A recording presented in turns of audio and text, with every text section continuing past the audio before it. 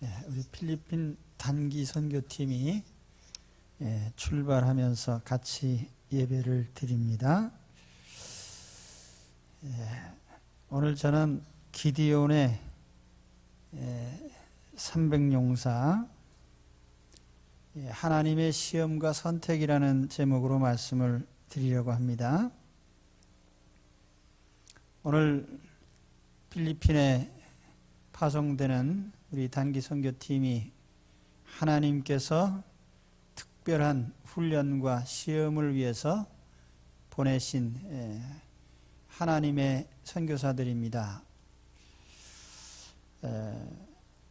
오늘 이 말씀을 통해서 하나님께서 어떤 기준으로 우리를 택하시고 쓰시는지를 좀 알았으면 합니다. 많은 그리스도인들이 있지만 또 일선에 나서서 전투적으로 싸우는 용사들은 또 그리 많지 않습니다.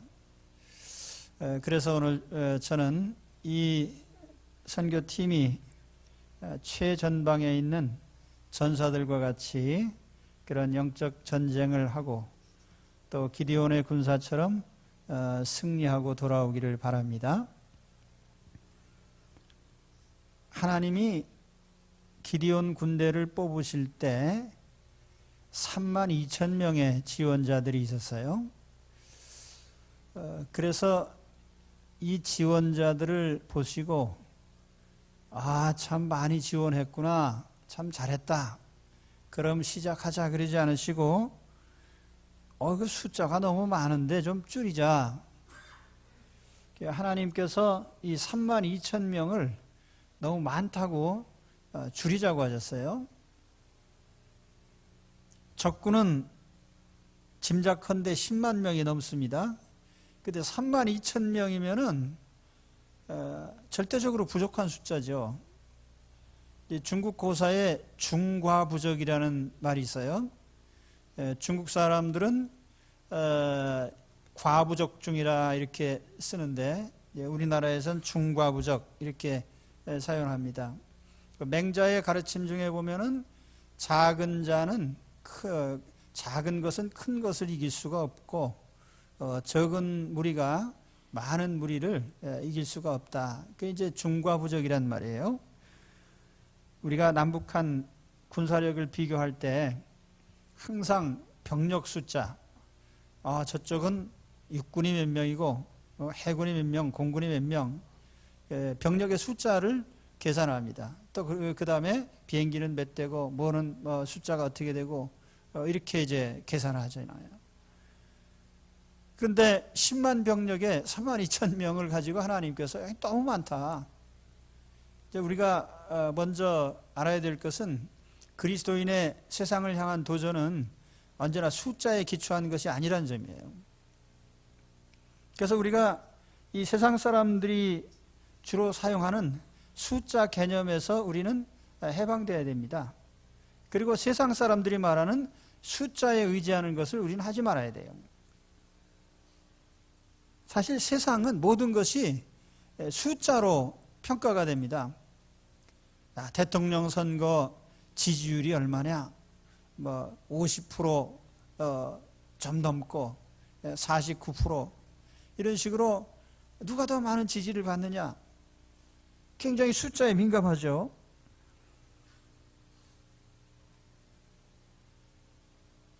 우리 모든 분야에서 다 그래요. 거기 참여하는 사람이 몇 명이냐? 또 얼마나 많은 숫자가 얼마나 많은 재산을 가지고 또 얼마나 많은 인기를 누리고. 그런데 하나님은 그것을 전혀 고려치 않으시는 거예요. 그래서 성경에도 보면은 하나님은 언제나 이 숫자 개념을 전혀 무시하셨습니다. 가나안 땅 정탐할 때 12명이 가서 10명이 들어가면 우리 망합니다. 가지 맙시다. 2명이 들어가면 됩니다. 하나님께서 이기해 주시면 됩니다. 2명이 찬성하고 10명이 반대했어요. 그래도 하나님은 2명을 통해서 역사하시는 거예요. 가나안 땅에 들어가자고 찬성한 사람, 사실 60만 3,550명, 굉장히 많은 사람 중에 단 2사람만 찬성을 했어요. 그래도 하나님은 개의치 않으셨어요.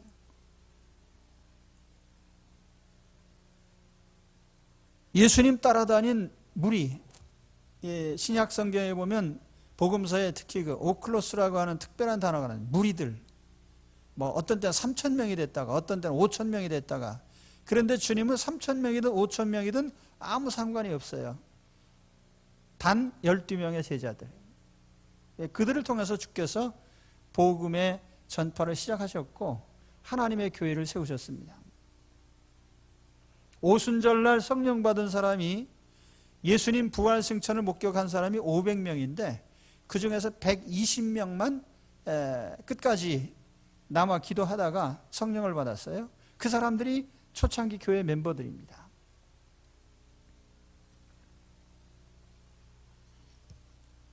우리가 하나님의 일을 할 때 어떤 외적인 조건들, 얼마나 많은 사람이 참여하는지, 또 얼마나 많은 사람이 지지하는지, 얼마나 하면 물량적인 재산을 가지고 있는지 아무 의미가 없단 말이에요. 하나님은 숫자 가지고 일을 하시는 분이 아닙니다. 그래서 하나님은 32,000명을 10,000명으로 줄이고 10,000명을 다시 300명으로 줄이셨어요. 그래도 하나님의 일은 됩니다. 오늘 이러한 기드온 용사들의 정신을 갖고 주의 일에 헌신하시기 바랍니다. 우리가 일하다 보니까 아이고 우리 힘으로는 너무나 안 돼. 그게 아니라 우리는 충분히 할 수 있다. 하나님이 하시면 뭐든지 된다.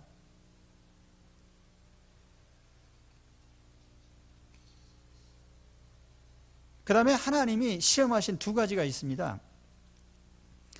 이 2가지 시험에 합격하시기 바랍니다. 첫째는 두려워 떠는 자는 떠나라 그랬어요. 32,000명 중에 1차 선발, 너희 마음에 두려움이나 공포심이나 의심이나 하여튼 이 싸움에 나가는 것 자체가 무섭고 두려우면 그만둬라 그랬어요. 그랬더니 22,000명이 되돌아갔습니다. 3분의 2가 되돌아갔어요.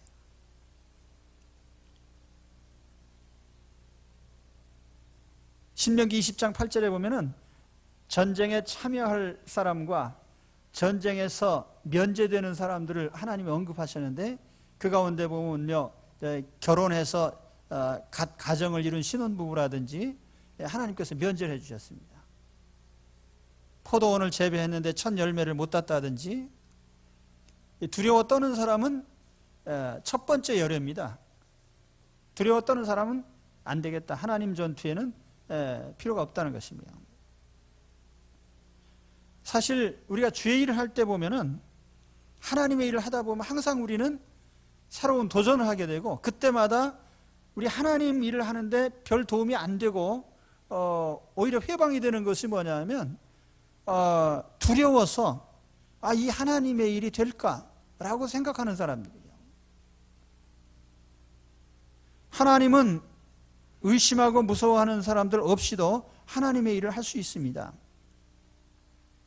그래서 우리가 믿음의 도전과 용기가 필요해요. 여호수아 14장에 보면 갈렙이 85세에 새로운 도전을 하는 장면이 나옵니다. 내가 가나안 땅 정탐할 때 같이 갔던 사람으로 이제 광야 40년이 지나고 이제 85세가 되었는데, 내가 한 번 더 새로운 산지를 개척해 보겠습니다. 그런 도전장을 내밀어요. 85세에. 민수기 30장 30절. 가나안 정탐 후에도 12명 정탐꾼 중에 10명이 반대하는 것을 갈렙이 찬성을 했어요. 하나님이 도와주시면 됩니다.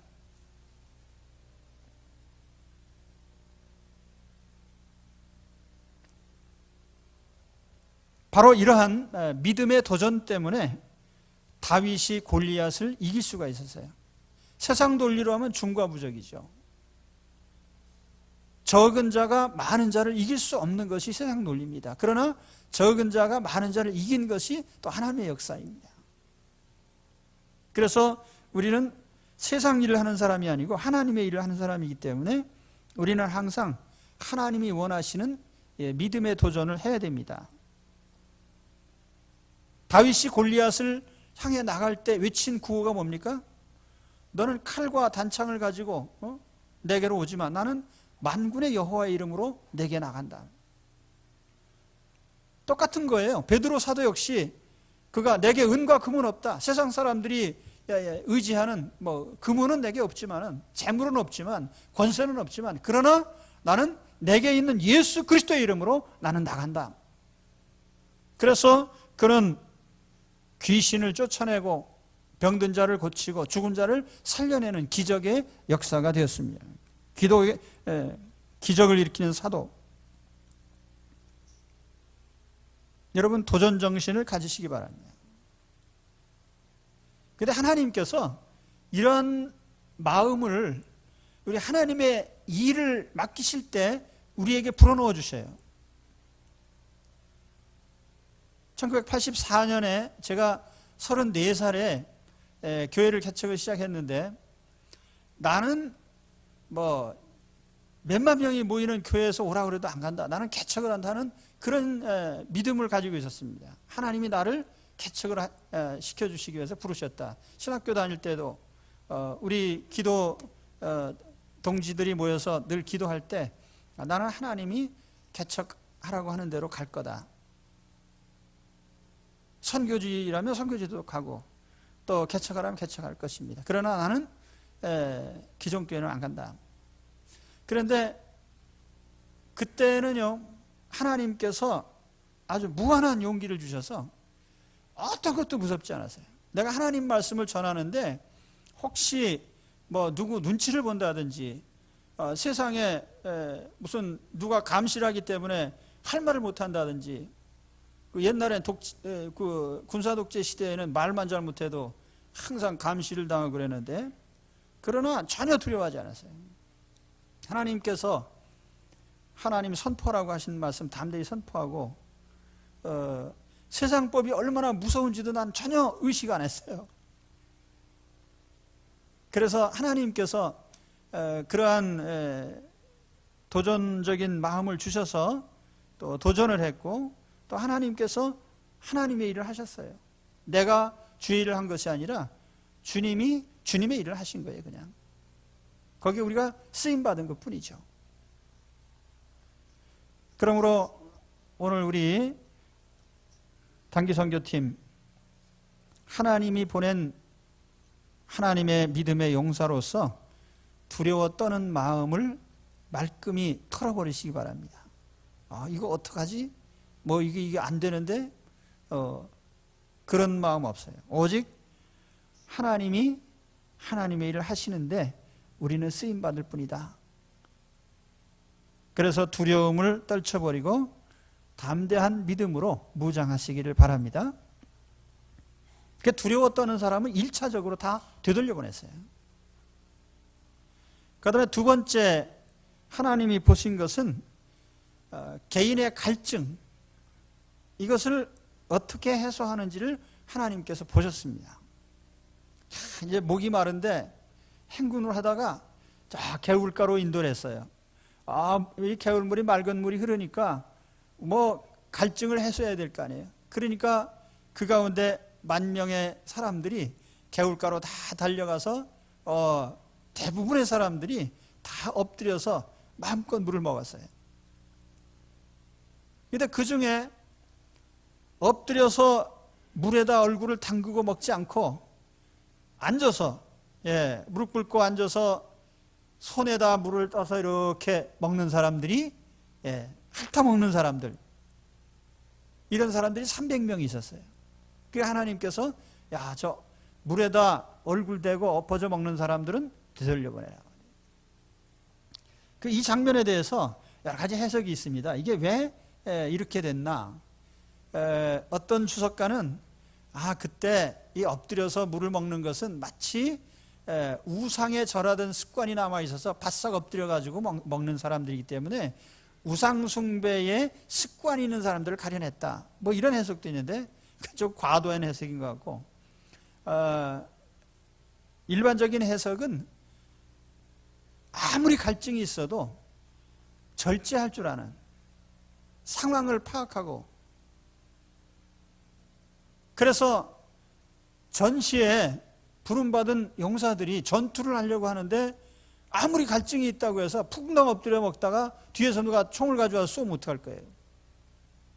그러니까 경계심을 가지고 내가 처한 상황에 대한 인식을 항상 하고 있는 사람이죠. 아, 지금 내가 어떤 상황에서 내 인생을 살아가고 있는지, 내가 속한 사회적 배경이나 또 나라가 돌아가는 상황이나 이 세계가 움직여가는 상황이나 이런 동향들을 항상 의식하고 있어야 된다는 거예요. 개인적 갈증 해소에 풍덩 빠져버린 사람들은 하나님께서 쓸 수가 없다는 거예요. 주의 일을 하다가 무슨 개인적으로 필요한 일이 생겨서 훌떡 빠져나가면 어떡할 거예요?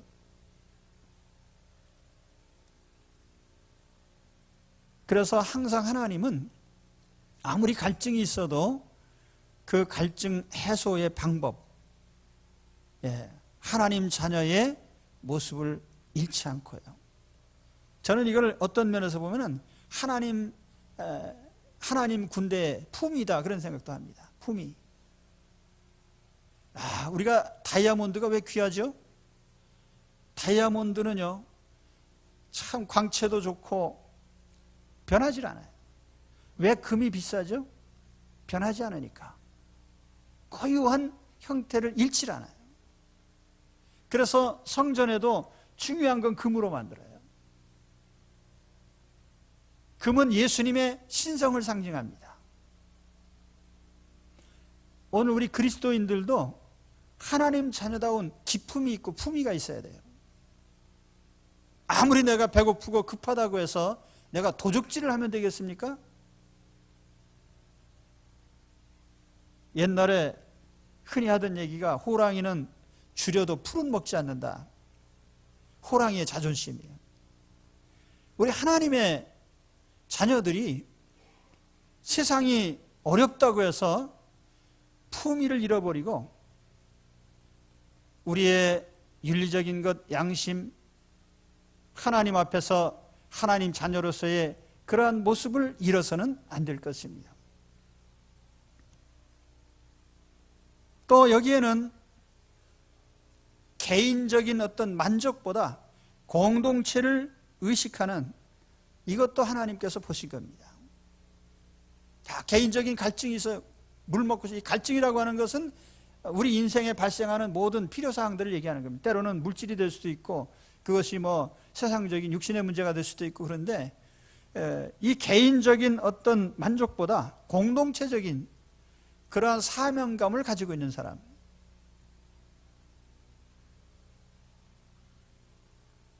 뿐만 아니라 내가 갈증을 채우기 위해서 어떤 물을 마시는 데 있어서도 적당히 배가 터지도록 마시는 게 아니고요. 뭐 흘러가는 겨울에 얼굴 담그면 얼마든지 뭐 배가 터지도록 마실 수 있는데 꼭 그렇게 마실 필요가 있겠느냐 말이죠. 그렇죠? 우리가 개인의 욕망을 절제할 줄 아는, 그래서 세상에서 그리스도인들은 어떠한 쾌락을 추구하더라도 적당히 해야 돼. 너무 거기에 빠지면 안 됩니다. 제가 잡기가 많은 사람이에요. 그래서 안 해본 것도 없고 해본 것도 없습니다. 왜냐하면 여러 가지를 했는데 잘하는 것이 없거든요. 그런데 하나님께서 내가 주의 일을 하면서 겪어보니까 내가 어떤 일이든지 거기에 하나님이 정한 선 이상으로 관심을 두거나 그러면 하나님께서 반드시 막으십니다. 취미생활도 마찬가지고요. 그래서 저는 필요 이상으로 나아가진 못해요. 하나님께서 통제를 하시기 때문에. 만일 그것을 내가 어기고 더 한다면 하나님께서 못하게 하실 겁니다. 주의 일을. 그리스도인들은 이와 같은 자기 절제가 필요한 거예요. 오늘 여러분, 개인적인 인생의 욕망도 있고 목표도 있죠. 돈도 벌고 싶고 사회적으로 출세도 하고 싶고 여러 가지 이루고 싶은 일도 있는데, 하나님의 일을 하는 용사는 그런 것에 과도히 치중할 수는 없습니다. 하나님이 필요로 하신 만큼, 하나님이 허용하신 범위 내에서 누리면 돼요. 그래도 충분합니다. 뭐 돈을 위해서 인생을 건다든지, 뭐 세상 성공을 위해서 인생을 건다든지 그렇게 할 필요는 없어요.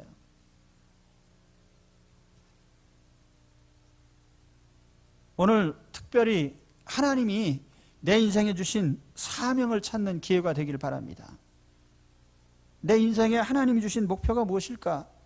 하나님 왜 나를 이 시점에 필리핀에 보내셨을까?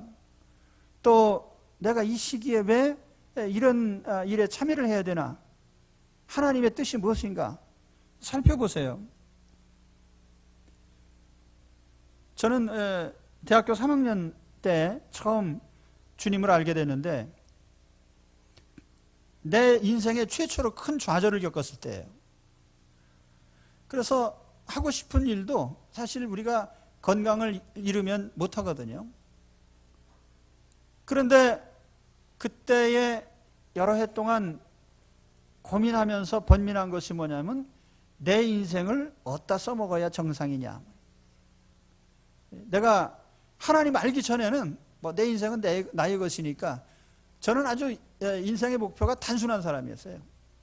대학 나와서요, 취직해가지고 돈 벌어가지고 나는 여행이나 하면서, 아니면 글이나 쓰면서 아주 인생을 즐기려고 생각했어요. 근데 하나님 뜻대로 안 됐거든요. 근데 제가 하나님 앞에서 이게 참 죽을 수도 있다, 또는 이런 생명에 대한 부딪힘, 이런 중에 깨달은 게 뭐냐면은, 인생이라는 것이 유한한 거고, 또 이것이 내가 하려고 하는 이루는 것이 언제든지 좌절될 수 있고, 또 그것이 내 인생의 전부가 아니라고 하는 깨달음이에요. 그래서 나는 많은 번민 가운데 주의 종이 되기로 결심을 했습니다. 그러면서 저는 그 하나의 가치를 부여를 했는데, 그건 뭐냐면 내가 사람을 위해서 일하는 자가 되자. 그것도 사람을 살리는 일.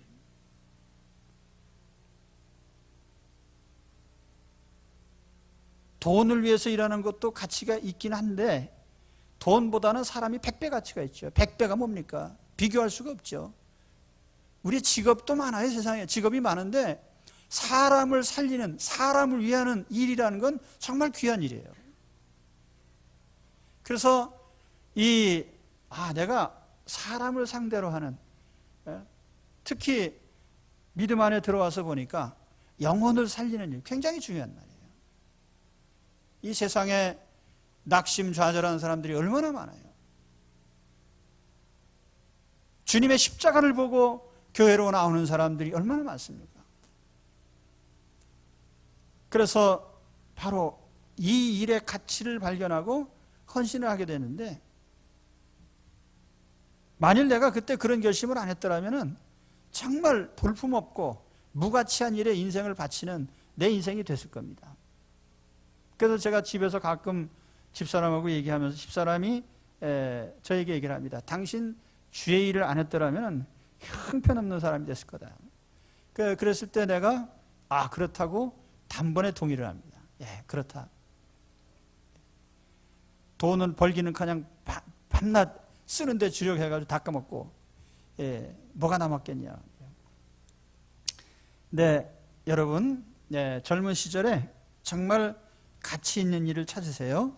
그래서 이번 이 기간이 하나님께서 주신 사명을 찾는 그런 기회가 되시길 바랍니다.